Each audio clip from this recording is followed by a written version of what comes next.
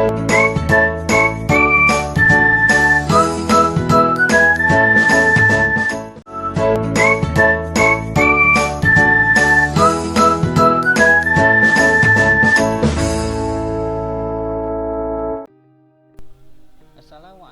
warahmatullahi wabarakatuh. Halo anak-anak kelas 3, bagaimana kabarnya? Sehat selalu ya. Dan semoga selalu dalam lindungan Allah Subhanahu wa taala. Pada pertemuan kali ini bertemu lagi dengan Pak Andri dalam mata pelajaran Kemuhammadiyahan. Kemarin kita sudah membahas tentang Hari Raya Islam ya. Baik, kita lanjutkan karena kemarin baru satu ya. Kita kemarin baru dapat Isra Mi'raj gitu ya. Karena Hari Raya Islam Pak Andri ingatkan kembali yang biasa kita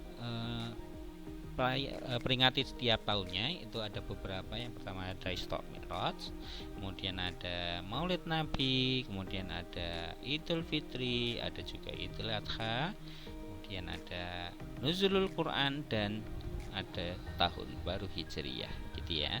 Baik, kemarin sudah dapat Isra Mi'raj. Hari ini kita akan bahas 3 sekaligus. 2 saja ding. 2 dulu ya, atau 3 sekaligus. Maulid Nabi, Idul Fitri, kemudian Idul Adha gitu ya. Terus pertemuan berikutnya nanti Pak Andri bahas tentang Nuzulul Quran dan tahun baru Hijriyah gitu. Jadi kita bagi-bagi ya. Oke. Langsung saja kita langsung menuju ke materi Maulid Nabi. Baik. Sebelum kita lebih jauh, kalian harus tahu terlebih dahulu apa arti dari Maulid Nabi. Maulid berasal dari bahasa Arab yang artinya adalah kelahiran. Betul sekali. Maulid Nabi berarti peristiwa kelahiran Nabi, itu ya. Nabi Muhammad lahir pada tanggal berapa?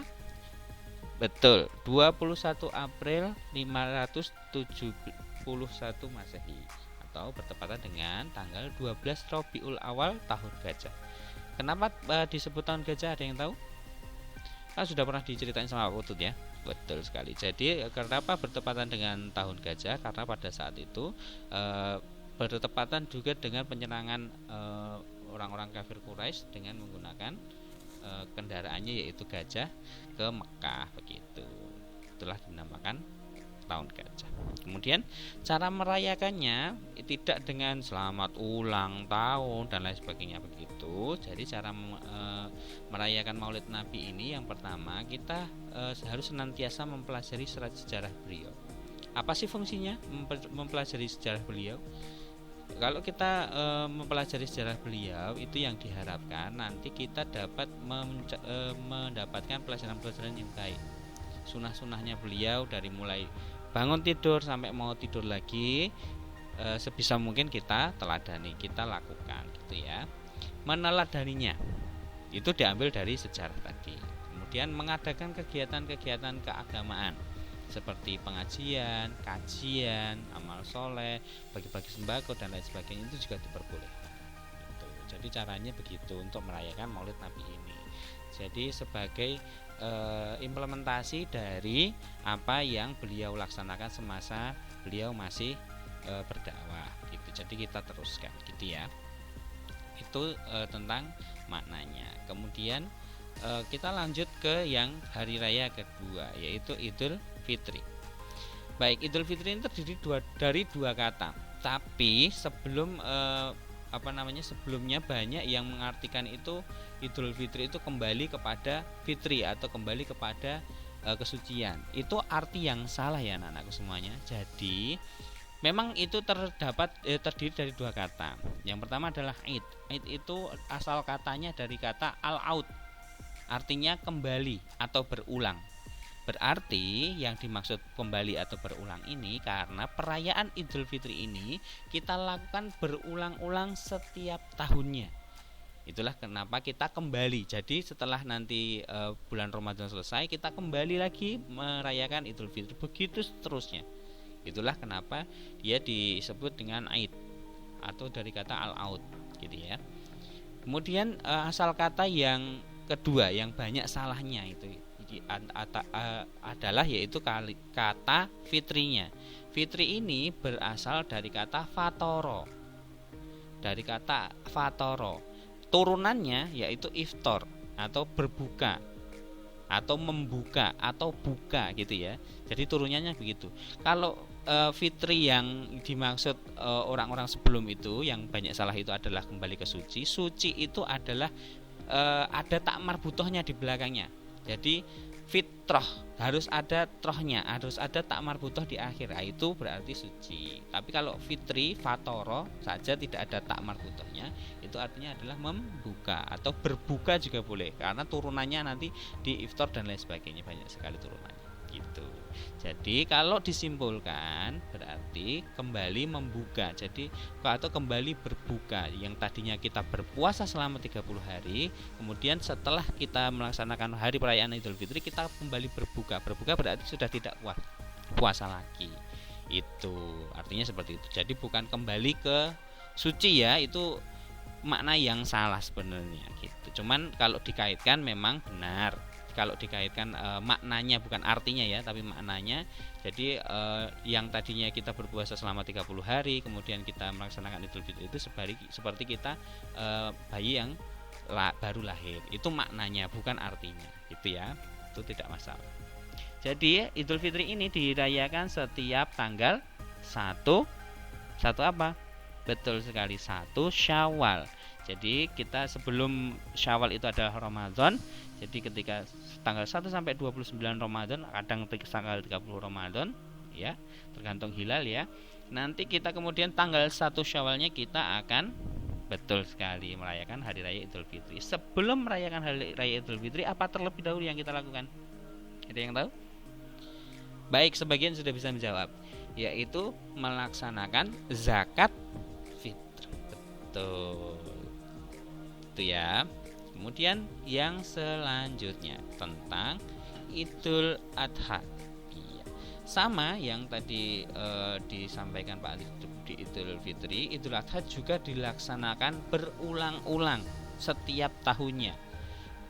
Idul Adha sendiri mempunyai beberapa nama lain.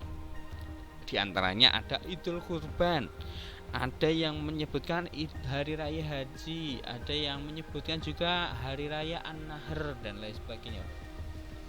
Jadi ada bermacam-macam nama sebutan ya, karena di hari raya Idul Kurban ini memang bertepatan dengan bulan haji, yaitu bulan Zulhijjah. Betul sekali.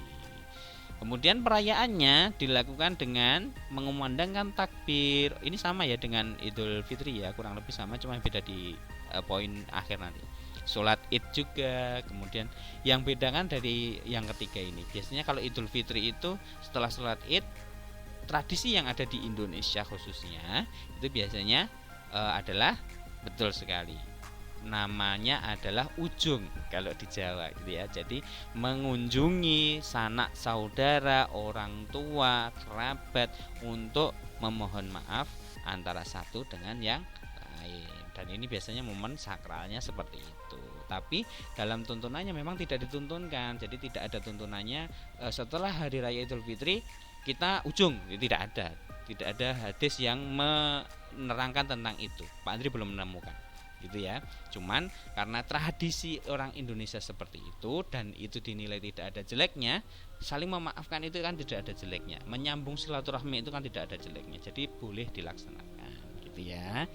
Kemudian yang ketiga, ini yang sudah kembali ke Idul Adha ya. Kalau tadi setelah sholat Idul Fitri kita ujung, setelah sholat Idul Adha kita adalah penyembelihan hewan kurban. Betul. Jadi kemarin ada anak-anak SD Muhammadiyah Klaten Utara yang berkorban di sini juga ada, yang berkorban di rumah juga ada, gitu ya. Ada yang berkorban di masjid juga ada, gitu. Jadi bermacam-macam variasinya.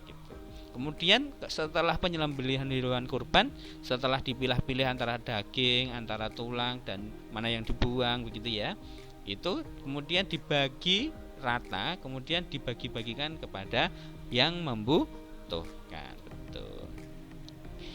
Ini catatan penting. Jadi waktu penyembelihan itu hewan kurban maksudnya boleh dilakukan selama 4 hari.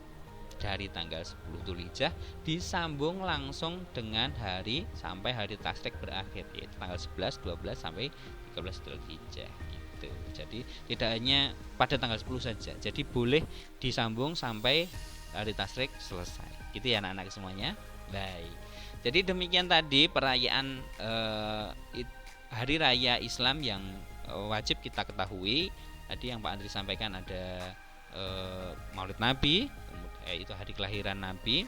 Ingat, perayaannya caranya tidak dengan berfoya-foya, melainkan dengan meneladani apa yang beliau lakukan setiap, betul, dari mulai beliau bangun tidur sampai kita tidur lagi, itu harus meneladani dari sikap atau perilaku Nabi Muhammad SAW gitu. Kemudian ada Idul Fitri tadi sudah, kemudian ada Idul Adha yang Pak Adri sampaikan ini juga sudah, betul itu ya. Baik, semoga penjelasan pada video kali ini membantu kalian dalam mengetahui lebih detail tentang hari raya Islam. Besok pertemuan selanjutnya Pak Andri akan sambung lagi, masih ada 2 hari raya lagi yang akan Pak Andri jelaskan. Cukup sekian dari Pak Andri, tetap sehat, tetap semangat, tetap jaga protokol kesehatan, pakai masker, cuci tangan setelah beraktivitas apapun juga, dan jangan lupakan sholat sunnah maupun sholat wajibnya. Gitu ya Pak Andri akhiri. Billahi taufiq wal hidayah. Assalamualaikum warahmatullahi wabarakatuh. SD Muhammadiyah Klaten Utara, cerdas, kreatif, berakhlak mulia.